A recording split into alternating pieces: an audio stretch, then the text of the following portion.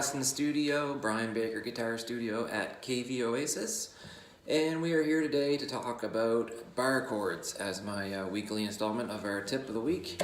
So what we're going to do is we're going to start off with a B minor bar chord, and what a bar chord is basically is you have to take a finger, and in this case we're going to start with our index finger, and we're going to bar across the second fret. So that's what it means by barring. You have to put your finger straight across all the strings and then put other fingers out in front of it. And to make a B minor chord, what we have to do is we bar across the second fret, then we make what looks like an A minor chord, if you know what an A minor is back here. A minor. What we have here is a barring finger and then an A minor shape after that. Now some tips on how to get the best sound from a bar chord. What you have to do is, like last week what I was saying about getting your fingers close to the end of the fret, not in the middle or not back here, close to the ends, close to the fret. When you bar across, if you were going to bar across the second fret, you don't want to be here. You don't really want to be in the middle. You want to be right over top of the fret.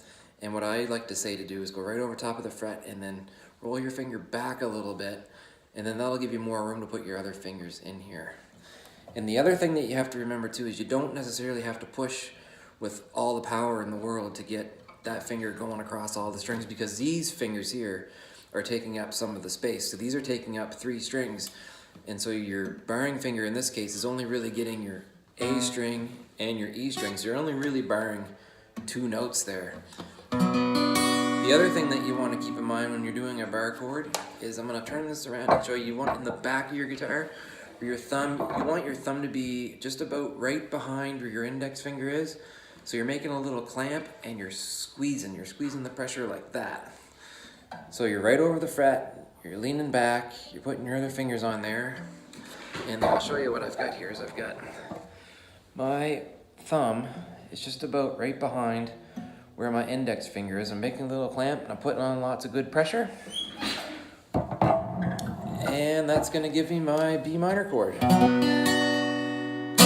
Well, that's my tip of the week on bar chords, and hopefully this helps you guys out when you're discovering bar chords for the first time and trying to make them.